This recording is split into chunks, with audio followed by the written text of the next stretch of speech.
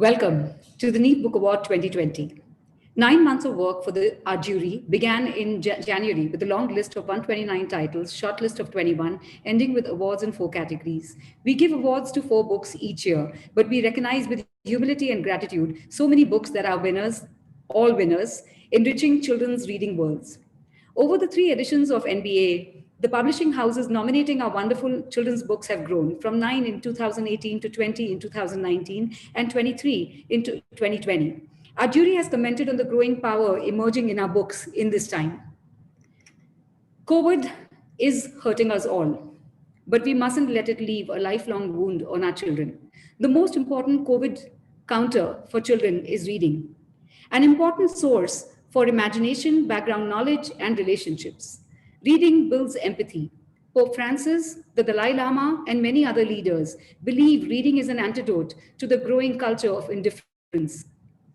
Now, more than at any other time, we need our children to read good books, read physically, and read deeply. Reading is the important element for our children, and reading books that are mirrors to their identity is even more important. Since we don't have our children joining us today, let's listen to a child's voice. We should read books because it makes our brains smarter. It makes us thoughtful and gives us imagination.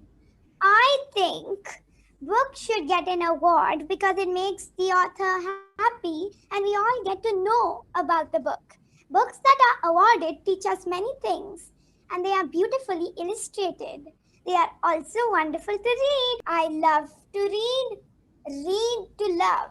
There we go. How could we do without that? We are honored to have Rohini Nilekani with us today. Rohini is the founder chairperson of Argyam, a foundation that funds sustainable water initiatives across India. She was also the founder chairperson of Pratham Books, a non-profit children's publisher that reached millions of children during her tenure. She is co-founder and director of EkStep, a non-profit education platform. She sits on many eminent boards and is a committed philanthropist and a signatory to the Giving Pledge, committing half their wealth to developing India. Rohini is a member of the American Academy of Arts and Sciences. She is a prolific writer with a magical ability to inform and persuade through her countless articles and columns, which speak to elite scholars and to all Indians equally, and all global individuals equally. Penguin published her first book, a medical thriller called Stillborn, and her second non-fiction book, Uncommon Ground, based on her eponymous TV show. She has written several books for young children published by Pratham Books, including the wildly popular Annual Haircut Day and other titles with the lovable character Sringeri Srinivas. Rohini will speak with us for the next half hour about children and their need for books and stories, about how far India has come in the past few years to meet the goals for good, plentiful, and diverse children's literature. And she will share with us her experience as a reader, a writer, a publisher, a philanthropist, a parent, and now also a grandparent on the importance of a reading childhood. Welcome, Rohini. Thank you so much. Thank you. Namaste.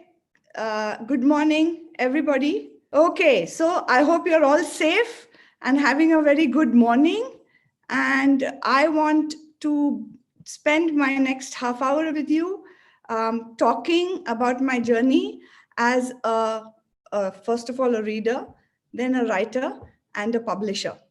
I think it's truly a pleasure and honor for me to be giving this keynote at this Neve Literature Festival. So thank you, Kavita. Thank you, Neve, for this opportunity. This festival with the beautiful title, Imaginary Lines, is a very important signpost in the journey to ensure that all of India's children get a chance to immerse in good books.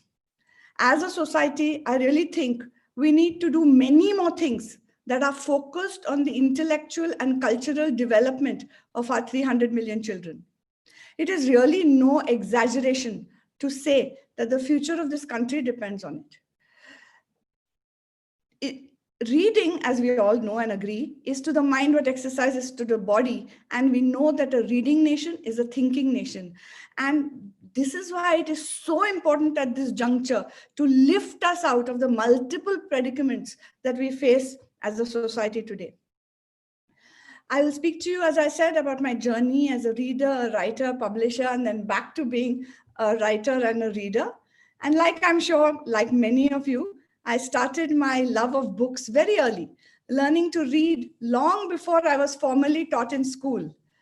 You know, I would peer over my sister's shoulder as she read the fun books that were borrowed from the nearby library.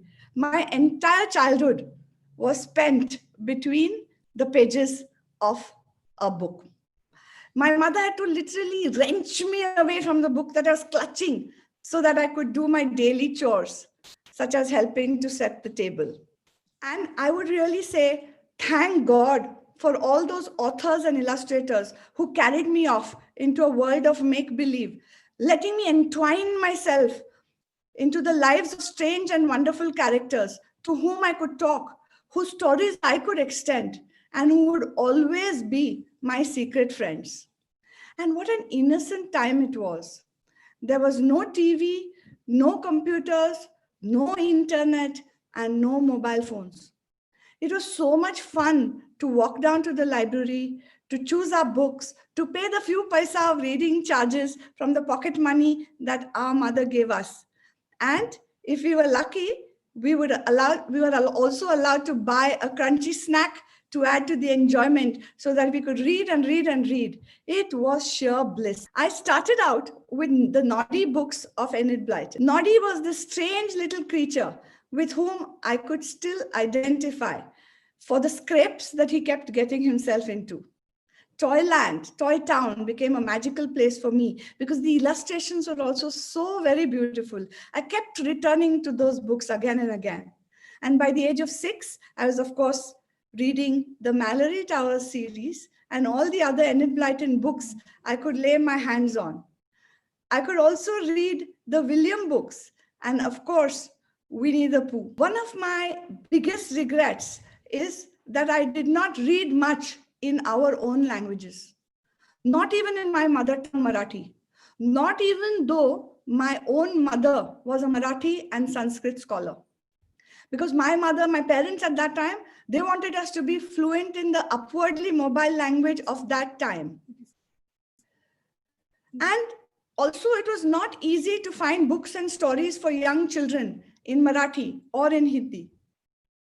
We did get to read comics from Vikram Betal and the Panchatantra. We got to see the comics of Akbar and Birbal. You know, occasionally I would see these in Marathi as well, especially at my at my cousin's home. But unfortunately, I did not sustain my reading in Marathi. And I now realize just how important it is to read in multiple languages, especially in a country like ours. It might just be the glue that will keep the many threads of our social fabric from unraveling in the future. But luckily for me, even though I didn't read in Marathi, that did not prevent me from getting stories in Marathi. Thanks to my beloved grandmother, Atya, as we called her, I got thousands of stories, mostly about the Bhakti saints of Maharashtra. She was an amazing storyteller. Even today, my eyes can water, remembering the tales of the difficult life of Sant Jnaneshwar and his 3 siblings. Atya truly taught me the power of a story to inspire, to evoke empathy, and to capture the imagination. Today, I try to repay that debt by channeling Atya when I'm reading and telling stories to my 3-year-old grandson. You know, millions of children have grandmothers like mine to tell them stories. Ours has always been an oral society, as you know, a nation of storytellers, passing the epics down from generation to generation. But we cannot say the same thing for books and for reading. If, like me, you were surrounded by books, you were fortunate. The sad truth is that even now, even after the strides that we have made in the past 2 decades, a good book is a rare thing for children to access. And look at the numbers. In the UK, there are 6 books available for every child. In India, there is 1 book for every 5 children in urban India. And there is 1 book for every 10 children in rural India. Worse, in a country like ours, with 22 constitutional languages and hundreds of other spoken languages, most of our books are in only 2 languages. English leads by a huge margin, followed by Hindi. So just think, we have let down the 150 million children who can read in different other regional languages. This was exactly the problem some of us decided to tackle way back in 2004. Through the Pratham network, we had already helped hundreds of and thousands of children to read more fluently. But then they had very little to practice their newfound skills on. The only book that truly reaches every household in India is the school textbook. And it's really hard to curl up with one of those. And so when we started libraries in the Pratham network, we bought up all the books we could find, but there were only a few books in a few languages other than English. And we decided something had to be done. And that's when I co-founded Pratham Books with the mission of a book in every child's hand. We wanted to truly democratize the joy of reading.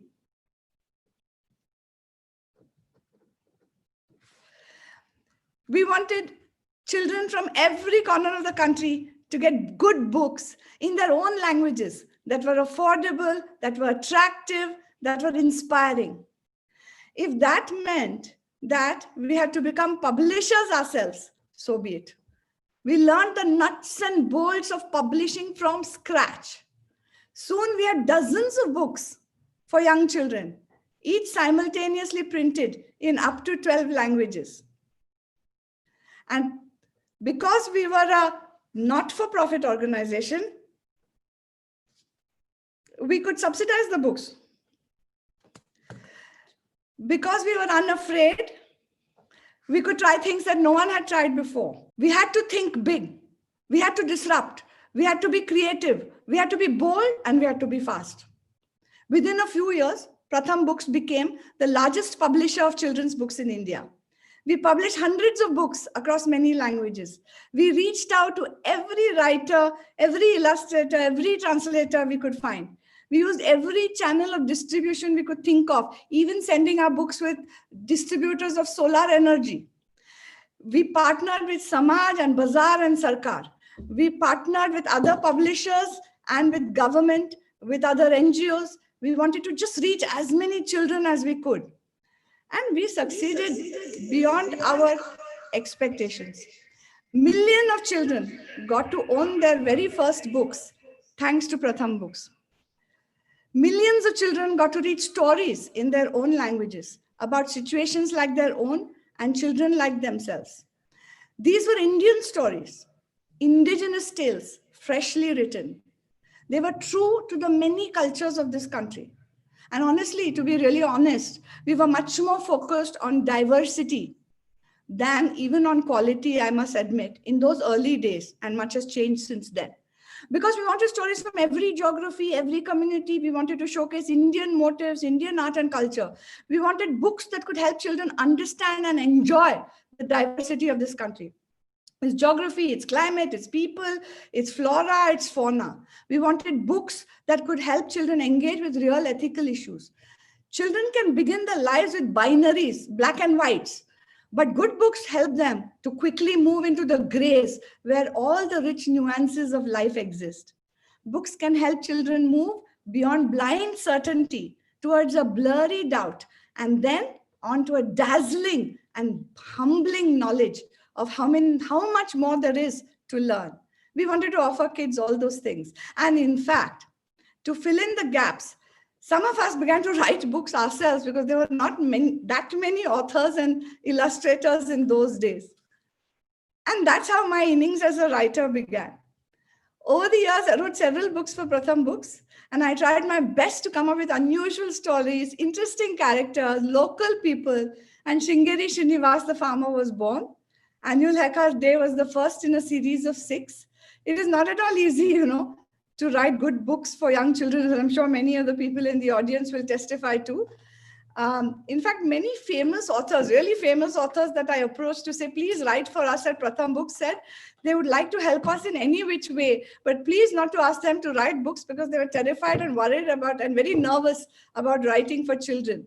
And I began to understand why. It would take me days and months sometimes to make just those 500 words just so. And sometimes one succeeds and often actually one doesn't. But the process is so rewarding and so absorbing and so enjoyable. And then to know that we were creating something for so many first generation readers was truly soul satisfying for all of us. And in fact, even today, nothing has ever given me more joy in my work, all the work that I do, than the sight of a child happily reading one of our books. I really believe that we need to create story writing courses so that we can have a whole new generation of young authors who can write for children, especially for very young children. And we also need courses for illustrators to do the same thing, because there is still such a long way to go before we can declare that we have enough books for 300 million children of India in their own languages. And at Pratham Books, long ago, we soon realized that if we wanted to get closer to achieving our mission, we would have to think differently. There was no way we could create enough physical books to reach every child, which was our goal. And nor would it be actually environmentally sustainable, even if we could. That's when we just cracked open the model. We went digital. We put up all our books on the Creative Commons. That means all our books could be read freely online. They could be downloaded, printed, shared, and even sold. Because our goal was not to monopolize the market. Our goal was to actually increase the market. Our goal was to create wider access. And so we went from becoming just a publisher to becoming a platform. And we still produced many physical books. But to reach the unreached, we had to be virtual too. And it worked.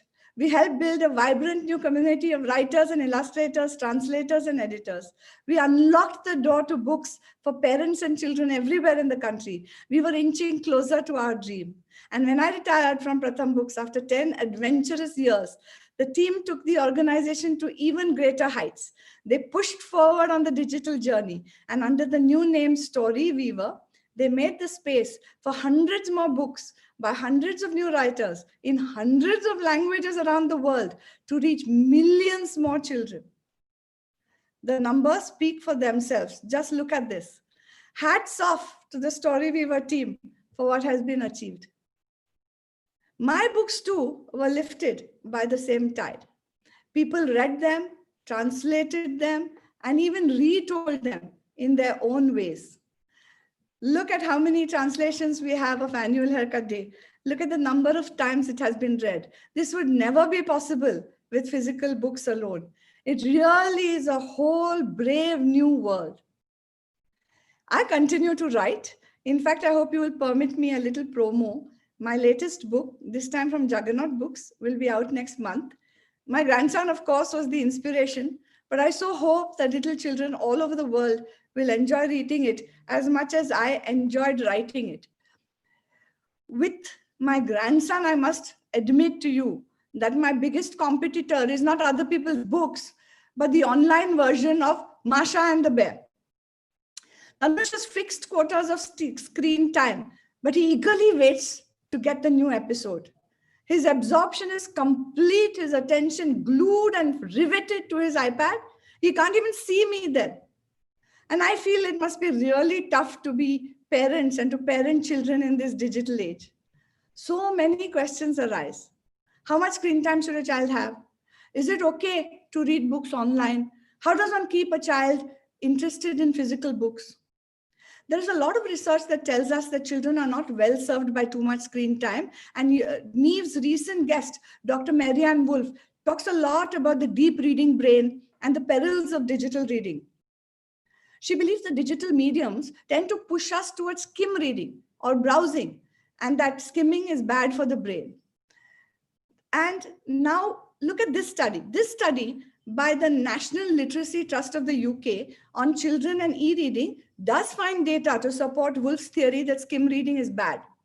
But it also gives a sense of how one can move forward by showing that it is digital alone that is bad, that mixed medium reading ends up being quite good. I'll give you a second to look at the data. So the takeaway here really is that to cultivate a reader, you need some physical books for sure, but to sustain the reading habit, a mix can work just as well. Which brings me to perhaps my most important point today.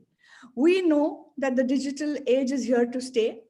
Today's generation are digital natives compared to even their parents who are digital migrants. And so I feel it is useless to fight against the myriad screens in their lives. Instead, how can the whole community of experts come together with the creative communities, the communities of creative artists, to design a new digital pedagogy? How can we de-risk from this problem of fractured attention? How can we protect children from digital addiction? How can we challenge the algorithms based on artificial intelligence that all the platforms use to keep us all hooked, including children, to the screen? How do we bring in a new code of ethics? How can we help parents to better understand how to find good stuff online? At the same time, how can we help them not to fear technology and its ill effects? After all, these are all ancient problems. These are not new problems. Parents and educators have the same issues with TV as well. And Groucho Marx famously said, I find television very educating. Every time somebody turns on the set, I go to the other room and read a book. So that illustrates the same issues that we face today. How can we get children to go to the other room and read a book? How can we all engage in making technology work better for us all? This, I believe, is the real challenge before us of the reading community, of the writing community. It is educators, parents, teachers. This is a call to action, which will require creative collaboration and perseverance. I do hope there will be much more of a discourse around this, and that literature festivals will be a great place to begin.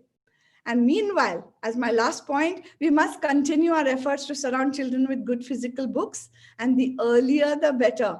Now that so much more is known about how children learn, how early they start reading, how quickly they start to map their world, I believe we need a new societal mission now, a book in every baby's hand.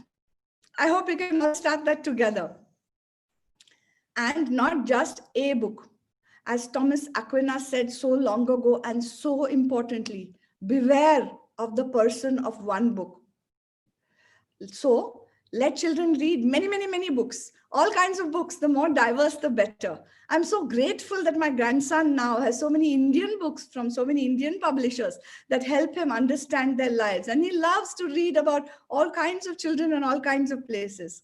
If we have to counter the polarization that is threatening democracies all over the world, a good place to start is with good books for young children.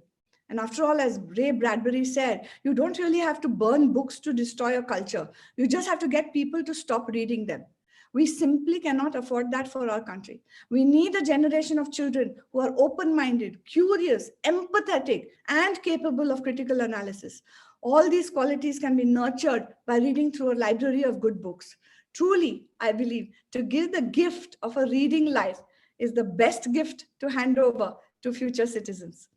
The Indian publishing industry has come a long way in a short time to rise to the challenge of producing good literature for children rooted in the country's diverse cultures.